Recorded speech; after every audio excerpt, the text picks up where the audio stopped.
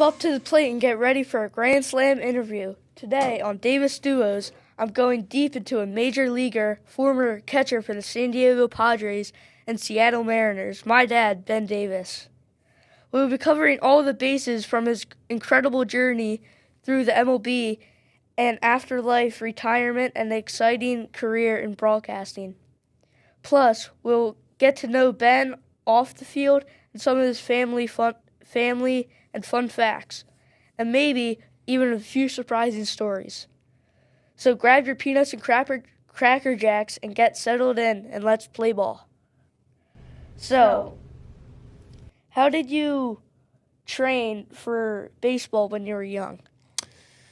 Well, when I was younger, I really liked playing the game. It was a lot of fun for me, and not to brag, but I was good at it. And whenever you have success at something, you want to do it a little bit more, and that's the way it was for me for baseball. So any chance I had to go out and hit, go fielding, do some catching drills, that was something I always wanted to do. I was playing outside and playing baseball was more fun than staying inside for me. So it's something I always try to do. All right. Who did you train with when you were young? My brother, your uncle, Uncle Glenn, and my dad. So, yeah, it was something we always did, the three of us, and something that was just always part of our daily routine pretty much. All right. What advice do you have for young athletes now? Travel, rec, anything like that? That's a great question. I would say just to play as many sports as you can, not really focus on just one sport, because I think that playing other sports makes you better in other things. Hand-eye coordination helps out a lot. I think that definitely is something, and you also use different muscles that you're not. If you just play one sport all the time, I think you're just using the same muscles. But if you play other sports, you can use different muscles, and I think that makes you stronger as a person physically. And I think that is something that is something that I would really recommend that younger kids do, is play multiple sports and have fun doing it. Because if you just focus on one sport, you're going to get burnt out at some point. So I think playing a lot of sports is very beneficial. How many sports did you play? I played two sports. I played baseball and basketball. I played 1 year football, and I didn't really care for it a whole lot, so I just stuck to baseball and basketball. All right. Did you ever make to the Little League World Series, and if, what team was it? No, I never made it to the Little League World Series. I did play Aston Middletown. We won the states, and we went to the regionals. We were one game shy of the Little League World Series, but we were very close. I always wanted to make it to the Big League World Series, but unfortunately didn't make it there either. It was funny because my first 2 years in Seattle, we won 93 games. I think it was 93 games each year, and did not even make the playoffs. So the system was a lot different back then when I played, because, Mickey, I'm very old. But it was a lot different back then. So they didn't have the wild cards and all these different other options to get into the playoffs. But always wanted to get to the World Series, but unfortunately never made it. What was the furthest appearance that you made in the postseason?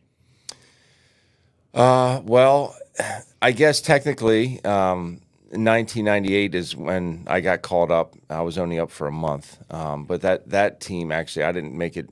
I wasn't on the playoff roster. But that team actually ended up going to the World Series against the Yankees. They lost in 4 games, but I was, I was part of that team for a little bit during the regular season, but not on the postseason roster. All right. So, in the major leagues, how did you train during the off season?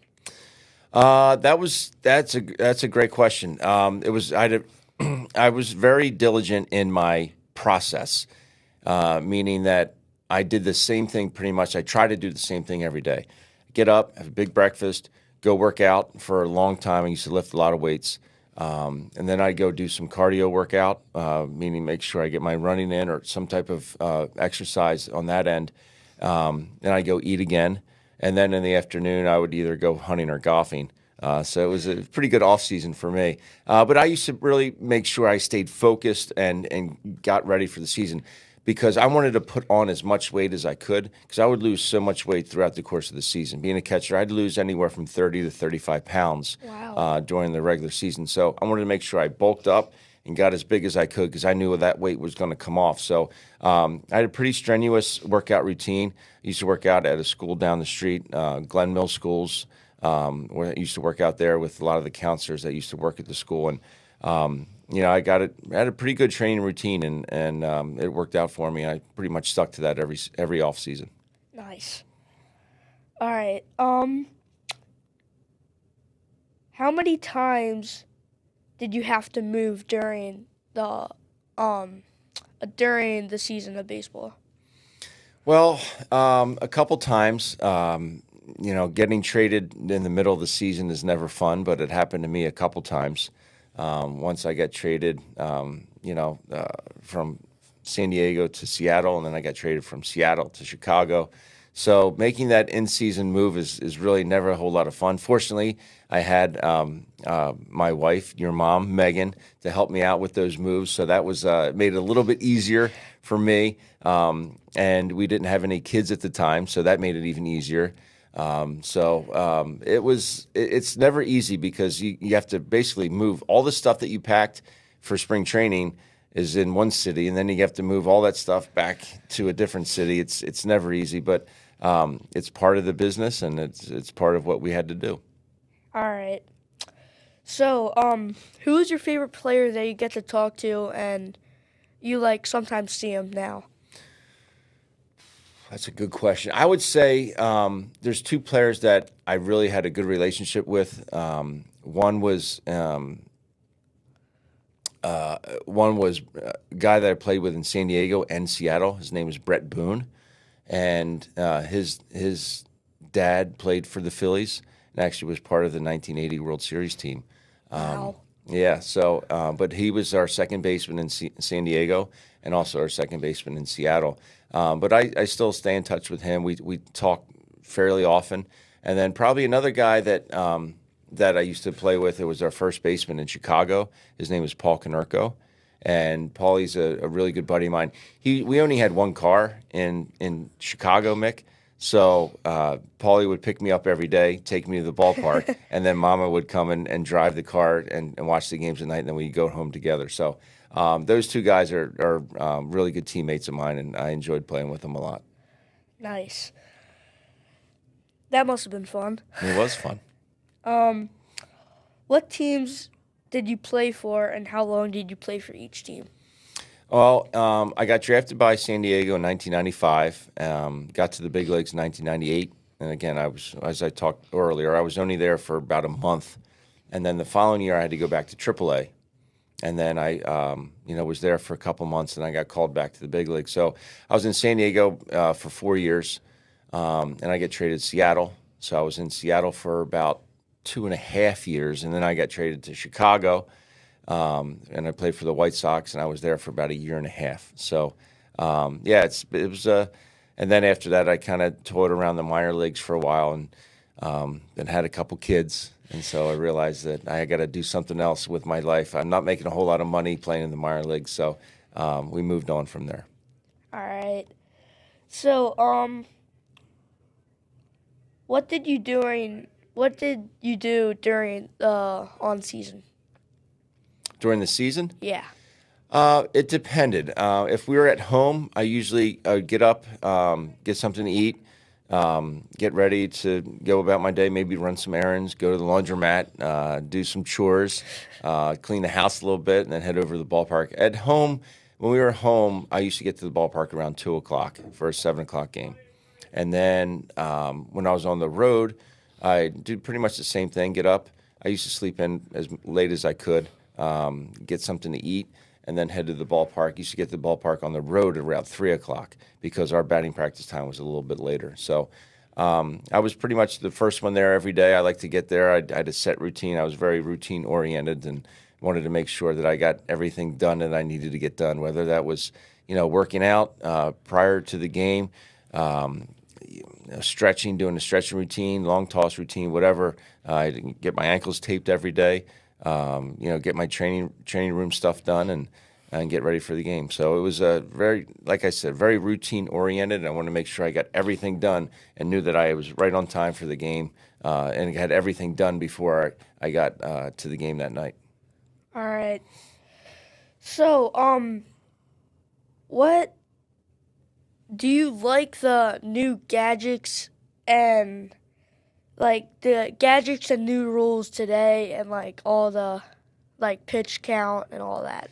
Yeah, I think that the pitch timer, I think it was a great addition to the game. I think it really has kept us more interested in the game, and the fact that a pitcher can't throw over 12 times before he makes a pitch to home plate.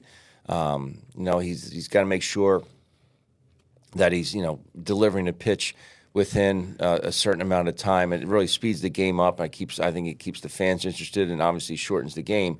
But I think it was a really good addition to the game and how it's played. And I never thought baseball would have a clock or a timer, but it has, and I think it's been a lot better for the game. I think that's probably been the biggest adjustment that I've really liked, throughout the course of the last couple seasons. A lot of pitchers have been getting hurt by the pitch count, like Spencer Strider and all of them, but do you think it's because of the pitch count? No, I don't think it's because of the pitch count. I think that, I just think it's just the way it is right now. Everything's really centered around pitch velocity and how hard we can throw, and I think that is something that has made the game a little bit different in the aspect of it's not so much about how efficient you can be. It's about how hard you can throw. And, it's about striking a guy out on 7 pitches as opposed to getting a ground ball out on 2 pitches or 3 pitches. So I think that has a lot to do with the injuries nowadays and how people get affected by it. All right. So what was the fastest pitch you threw down the second base? And yeah. Oh, I don't know, bud. That's a good question. I wasn't very. I had a couple skills that I was able to do. One, I was blessed with a very good arm, and I would catch the ball and get up and throw it to second as hard as I could. So I don't know how hard it ever got there, but I just tried to throw it as hard as I could. Did they have any pitch counts or how fast the ball was thrown? You mean pitch velocity, like radar guns? That's what I meant. Yeah. They did at times. Some people told me that I was in the mid to high 90s. I don't know if I really believe them or not, but like I said, I was blessed with a very good arm, and I don't care how hard it was, just as long as it was accurate, and I could get it there on time to get the runner out. Nice. So this was after baseball. So what jobs besides broadcasting have you done? Well, when I got done, I used to work down at the Wells Fargo Center where the Sixers and the Flyers play, and I was in the premium seating, so I would sell that. We'd sell the club boxes and suites and things like that. So we'd sell for daily rentals or season rentals or things like that, and then that's when I really started the broadcasting as well. So it was a fun job. I met a lot of nice people. The hours were a little tough at times, but Yeah. Overall it was a good experience. So, how did you get the broadcasting job? That's a great idea. A great question. I went to Malvern Prep, and Malvern Prep had a Christmas party one year. So we're at the Christmas party, and I'm talking to a Malvern Prep esteemed alumnus. His name is Fran Dunphy. And Coach Dunphy went to Malvern Prep, and then he was the head basketball coach at the University of Pennsylvania. And then he was the head basketball coach at Temple University. And now he's currently the head basketball coach at LaSalle University. So I'm talking to Coach Dunphy at this Christmas party. This is back in 2010. So I had only been retired for maybe 2 months, 3 months. And I see Coach at the Christmas party, and Coach says, "Hey, what are you going to do with your life?" I said, "Coach, I have no idea. I don't know. I don't know what I'm going to do." And he said, "Well, you should go on TV and talk about the Phillies." And I said, "Coach, I would love to do that, but I didn't know the first thing or who to talk to, or I don't know anything about that." So he said, "Well, I know a couple people down at Comcast. Now it's NBC Sports Philadelphia." And he said, "Let me make a phone call and we'll see what, I know a couple of the anchors down there." So he calls a man by the name of Neil Hartman. And Neil Hartman used to be an anchor, kind of like what Mr. Barkan does. Yeah. But this was Neil at the time. And Neil calls me I think it was pretty much the next day. And Neil and I talked for about an hour. And he said, "I think you'd be great to come on TV, talk about your hometown team, the Phillies. I never played for the Phillies. I know more about the Phillies than any of the Phillies that ever played for the Phillies." So I talked to Neil, and he says, "Let me talk to my boss." So his boss was a lady by the name of Michelle Murray. And she calls me up on the phone and says, "Why don't you come in and do kind of like a demo on camera and see if you would be, good on camera talking about the Phillies?" I said, "That would be great." So I go in the following week and I do a little demo, and I guess they like what they saw. So that was really it. And then I started to get on TV more and more and more. And then, I'm in the studio doing pre and post game shows. And then I end up doing the games in the booth, doing the color in the booth. And I just have Coach Dunphy to thank for really getting me involved. And I tell him this all the time because I see him periodically. I say, "Coach, Yeah. I owe it all to you." And he says, and he's such a humble guy. And he says, "No," he goes, "that was all you." But I wouldn't have the opportunity if he never really brainstormed about it. Nice. So, while you're broadcasting, like, how many games do you do per season? Well, it depends. It depends on if I'm doing games in the booth or I'm doing games in pre and post game. So it depends. I've done anywhere from 90 games in the booth to 30 games in the booth. So it just depends on my boss and what they what they want. It seems the last couple of years I've done more games doing the pre and post game in the studio. But I prefer being in the booth and doing the color and doing the in-game broadcast. While you're doing the coloring in the booth, do you like have you ever gone on the field or done any things near the field? I have. Like in the stands? Yeah. We've been in the stands. We've gone. We call it broadcast from the stands, and we've done that this is my 11th year now being in the booth. So wow. We've done it every year, being in the stands, and it's a lot of fun. We get to wear shorts, which is really cool, or flip-flops sometimes. And we get to go out and hang out basically in the stands and do the broadcast from the stands. So we have all the fans that are interacting with them, and they bring us a lot of food, which is always good. I like to eat. Yeah. And it's a lot of fun to do those. This year I'm actually going to be doing some games from the dugout. I did one game from the dugout last year, and this year I have plans to do a bunch of games from the dugout. So it's cool. You get to see the guys come in and out during the game. You get to interact with them during the game a little bit. Maybe they give me a little bit inside tip for the broadcast, so that helps out. So I'm looking forward to that, doing the games from the dugout this year. That's cool. That's really cool. Yeah. But so what was the most beautiful field that you've gone while broadcasting? That's a good one. I'm going to say Fenway Park is my favorite to go to because our broadcast booth is basically, it's literally overhanging like the home plate area. Like we feel like we're on top of the field. And it's such an old ballpark, and there's so many things that have happened there. I mean, it's almost like a cathedral. Have you ever been on the Green Monster? Yeah, I've been up to the Green Monster. I've signed the wall behind the Green Monster where all the players get to go and sign the wall. That's cool. I don't remember where I signed it, but I know I signed it in there somewhere. But I've also been on top of the Green Monster, and I actually have a photo on my phone if you ever want to see it. All right. About being on top of the Green Monster. It's pretty high. It's a lot higher than you think. Yeah. How high is it? Do you know? I don't know. We have to look that one up. All right. Do you work with other MLB players? I do. I work with, in the booth, I work with John Kruk, who played for the Phillies, the greatest Philly that ever lived, Mike Schmidt. This year we'll be working with Cole Hamels, who was on not the 2018. He'll be doing some games on Sunday. I work with Ricky Batalico in the studio, and so it's a good bunch we have down there, down with the Phillies, and we have a lot of fun. For us, the family, who has helped you in your family to make it and become successful in the MLB? I think, Mama has. She's been great. She's been very dedicated to helping me not have to worry about raising the kids at home while I'm doing my things. She's been very, very great, very helpful in that end, and very selfless. So I owe her a lot. All right. So, are you proud of what you did in the MLB?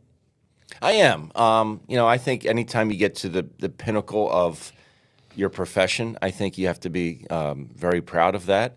And being able to play in the big leagues for 7 years was obviously a lot of fun. I wish I could have played longer, to be honest with you, but it just wasn't in the cards. I take a lot of pride in what I was able to do and the success that I was able to have, if only limited to 7 years. But it was a lot of fun for me, and it's just It's funny. I was out the other day and I was talking to some folks, and they said, "Have you ever played with any Hall of Famers?" And I said, "Yeah." I said, "I played with 2 Hall of Famers in San Diego, and Trevor Hoffman and Tony Gwynn.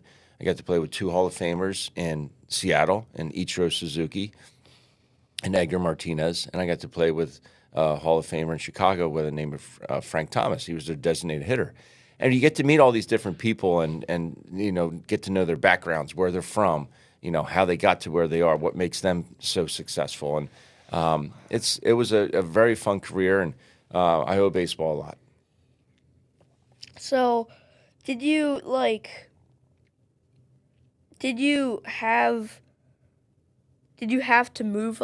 I already asked that, but did you have to what was the furthest game you had from home? That would be in Seattle. I mean, I take that back. I guess there was some games I played in AAA in the Pacific Coast League that we played some games in Vancouver, which is even farther than Seattle. So that's even up above Seattle. We played there. We played in Edmonton, Canada. It was very cold up there. Calgary. So there were, but I would say in the big leagues, Seattle's the farthest place that I ever had to go. But I never lived in any of the cities that I played in. This was always home. I love living in Pennsylvania. This is home for me. But I got to play in 3 great cities, so it was a lot of fun. So when did you get drafted, and who did you get drafted by? I got drafted in 1995 by the San Diego Padres, and it was, again, the draft was a lot different back then, and it wasn't televised. Obviously, there were no cell phones. Yeah. That shows you how old I am, Mick. Yeah, you're really old. But it was a long time ago. But to show you how different it was back then, it was. I remember getting up that day, draft day. It was a Tuesday. I think it was June 2nd, if I'm not mistaken. And my dad, Fa, as you call him, yeah. He said, "Hey, boy," he said, "Go get on the tractor and cut the grass." So I had to go out and cut the grass in the morning, and then I come back in and I showered and just basically waited around the film. We had a bunch of people at the house and a lot of TV crews and things like that, and basically just waiting for the phone to ring, and it did ring, and I was very fortunate to be drafted in the first round, the second overall pick back in 1995 by the Padres, and it was a great day, very memorable day. Who was did everyone celebrate when you got drafted, and did you have any parties after? Yeah, we had a big party at the house. We had a lot of folks there, family and friends, and it was it was an amazing day. It was a lot of fun. And Graham, or my mom, you call her Graham, yeah. She had a big spread of food out, and it was a lot of fun. It was a big celebration, and it was really neat. And then I ended up signing. I fly out to San Diego. I think it was either the next day or 2 days after that, and go out and sign the contract. And we had a big party out in San Diego as well. So it was really a cool experience. And then from there, he just started playing minor league ball and trying to get to the big leagues. How fast did you get up to the major leagues? Well, I signed in '95, and we wanted to get playing right away. So I signed, and I get on a plane. I fly out to Idaho Falls, which is very far away, and I get off the plane, and I played rookie ball there for 3 months. So I that was the summer of '95. The next year, they sent me to Rancho Cucamonga, California. So that was an A ball. So I had a very good year in rookie ball. So I actually skipped a level in the Midwest League. So I go to high A ball in California, and I go out there. I'm 19 now. I didn't have a great year, so I had to go back there again in 1997.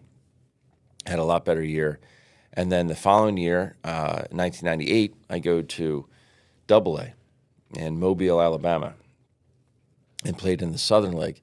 And then we actually won the league at the end of August that year.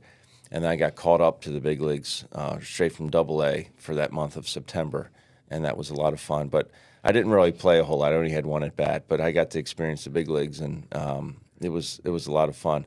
But then, again, we talked earlier, I got sent back to the minor leagues for Triple A, and I played in Las Vegas. So I was there for a couple months, and then the catcher in San Diego got hurt. And then I got caught up. He had broken his hand, so I got caught up, and I was there from, for 4 years after that. That's amazing. Yeah.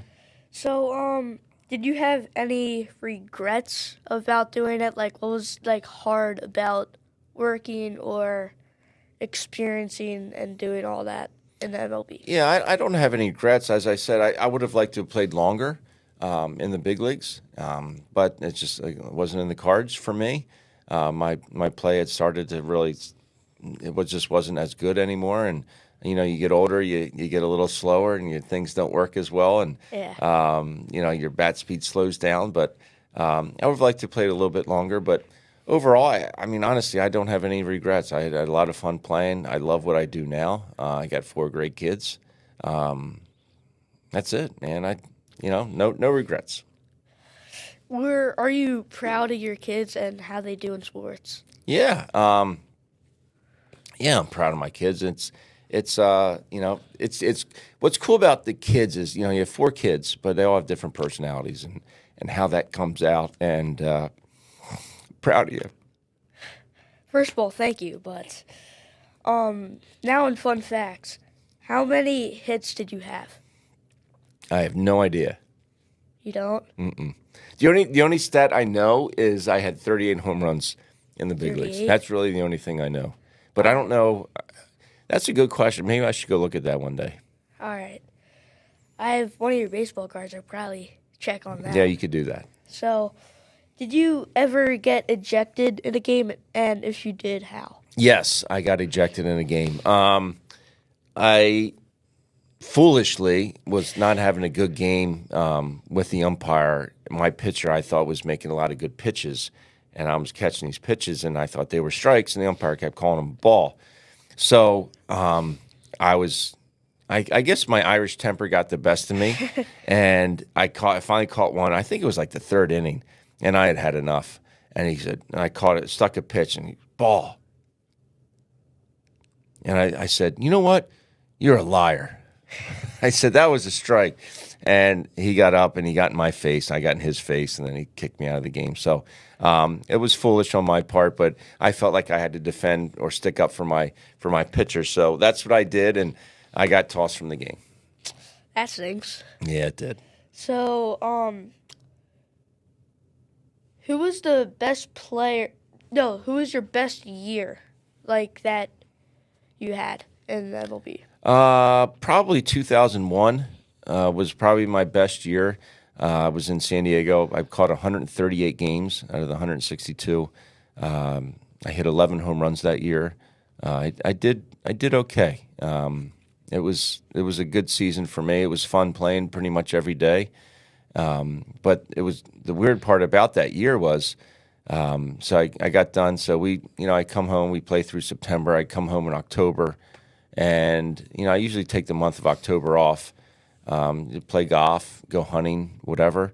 Yeah. And then I start working out again in November. And so it's November, and then it's like mid-December.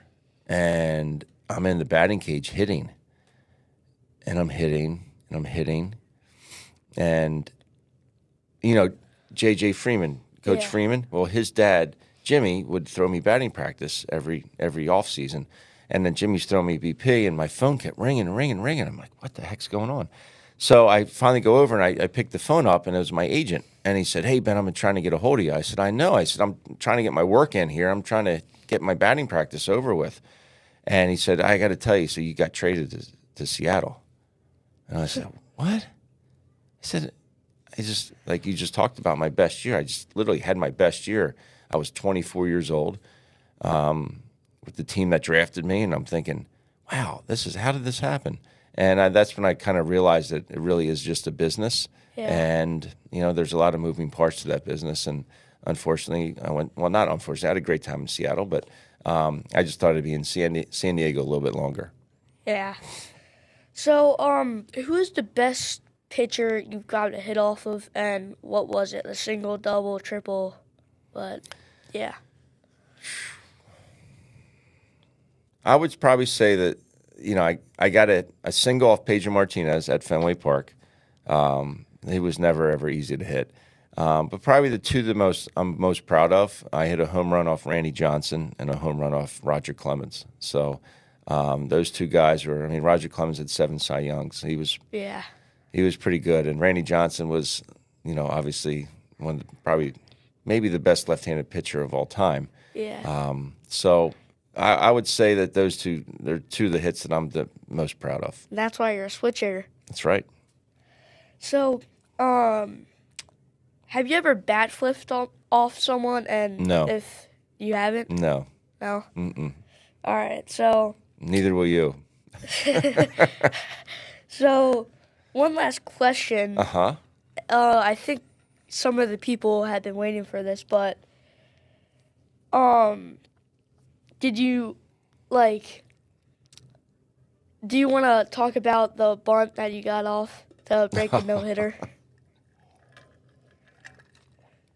Yeah. So we were playing the Diamondbacks. I think it was 2001, the same year that I'd like to think I had my best year. We were playing the Diamondbacks. It was early in the season. I think it was like May. And Curt Schilling is pitching for the Diamondbacks, and everyone in Philadelphia knows who Curt Schilling is. He pitched here and was very successful. I personally think he should be in the Hall of Fame, but that's for another topic. He was a very good pitcher. But we were playing in San Diego one night, and it was a 2-0 ball game. They were winning 2-0, and Curt had a perfect game through 6 innings. And it was the 7th inning. I think it was the 7th inning. Anyway, I had 2 at-bats prior to that. No success. Obviously didn't get a hit or get on base, and because he had a perfect game. So I'm like, I'm going to try and bunt and get on base here and bring the tying run to the plate. And the guy that was hitting behind me that night his name was Bubba Trammell. Bubba hit 25 homers that year, so he had some pop. And he threw me a curveball. I just wanted to bring a bunt with me to the right side. I was batting left-handed, so I brought a bunt with me, and I got on base, and it was, some folks criticized me for it. They said it's a sheepy way to get on base, but I wouldn't have done it if it was 12-0 or 10-0 or even 5-0 at the time. But I brought the tying run to home plate. I didn't think there was anything wrong with it, but I got a lot of heat for it. The coolest thing about that, though, Mick, is we went to. I thought I answered the questions after the game the right way. I said, reporters asked me why I did it and this and that. And I said, "Did you see my first 2 at-bats?" And they're like, "Yeah." I said, "Did you really think I was going to get a hit swinging the bat off them?" I said, "I just wanted to bring the tying run to the plate." So, but the coolest thing about it was we went back to Arizona the following week. And in 2001, the Diamondbacks won the World Series. They beat the Yankees that year in the World Series. And I faced Curt Schilling again. And they were selling out every game. So there was like 55,000 people there. And my first at bat against Curt Schilling, he said, "Now batting number 13, Ben Davis." And boo, they gave me all these boos. My first at bat, I hit a single up the middle. And then my second at bat, I get now batting number 13, catcher Ben Davis. Boo. Then I hit a double down the line off Curt. So he didn't have the same stuff he had the previous week. So that was very gratifying for me, knowing that, hey, I was able to get that done and take care of it. But it's amazing how, things still live. I mean, even 23 years later, people still talk about it, and I guess that's what I'm notoriously known for, I guess. But it is what it is, and I don't have any regrets about doing it. I know it was the right play. It is what it is. That was our last question. That was it? Yeah. We're done already? Yeah. Come on. That's it. All right. So, thank you. My pleasure, bud. My pleasure. And my thanks to Mr. McGarvey for having me in today. And this has been a fun experience. You did a good job, kiddo. Thanks. All right. You did too.